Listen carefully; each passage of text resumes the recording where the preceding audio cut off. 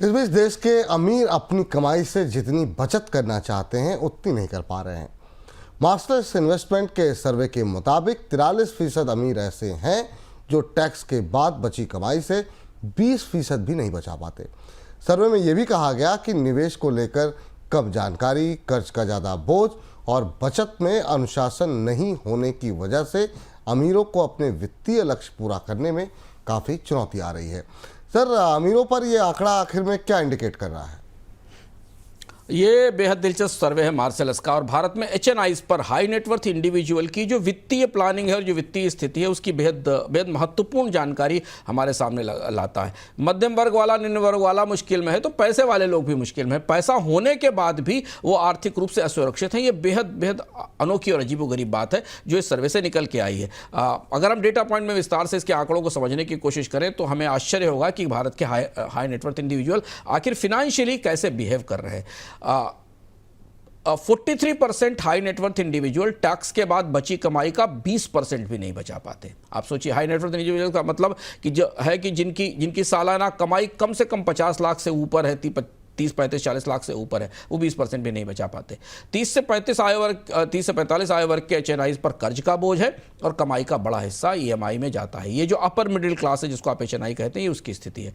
ज़्यादातर एचएनआई से बातचीत से पता चला कि वो बच्चों की शिक्षा के लिए, जल्दी रिटायरमेंट के लिए, घर खरीदने के लिए, पैसिव इनकम बनाने के लिए, अपना कोई कारोबार शुरू करने के लक्ष्यों से काफ़ी दूर खड़े हैं। तो उनकी वर्तमान ज़िंदगी तो ठीक चल रही है, बिल्स तो सही पे हो रहे हैं, खर्च भी बेहतर हो रहा है। साल में 1-2 बार देश विदेश में टूरिज्म के लिए भी जाते हैं। एक अच्छी ज़िंदगी शहर के भीतर, दिल्ली मुंबई जैसे शहर के भीतर जीते हैं।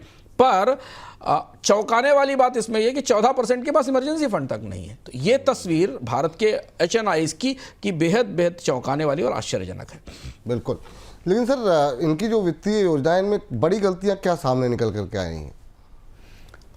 ज़रूर सुनना जरूरी है जानने के लिए सारे दर्शकों के लिए। केवल हाई नेटवर्थ इंडिविजुअल्स की बात नहीं, जिनकी अच्छी कमाई वाले उच्च मध्यम वर्ग लोग हैं, जब उनकी ये स्थिति, तो आप समझ सकते हैं कि भारत में जो निम्न मध्यम वर्ग या मध्यम वर्ग है उसकी क्या स्थिति होगी।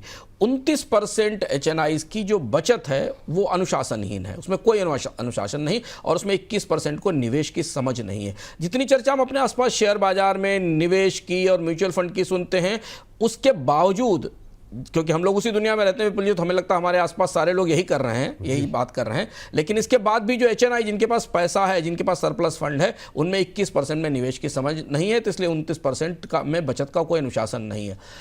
रियल एस्टेट, या तो उन्होंने रियल एस्टेट में निवेश कर रखा है, या अगर जो निवेश किया है वो स्मॉल कैप और मिड कैप शेयरों में किया है, इसमें 40% से कम रिटर्न आता है। ज़्यादातर एचएनआईज की, 50% से ज़्यादा एचएनआई की 20% से ज़्यादा संपत्तियां रियल एस्टेट में है, ज़मीन में है, मकान में है, जहां लिक्विडिटी नहीं है। और ये जो लिक्विडिटी ना होना रियल एस्टेट का जो चैलेंज है, वो एचएनआईज के लिए सबसे बड़ी चुनौती बनता दिखता है। केवल 1/3 से ज़्यादा उच्च मध्यम वर्गीय इक्विटी में निवेश करते हैं।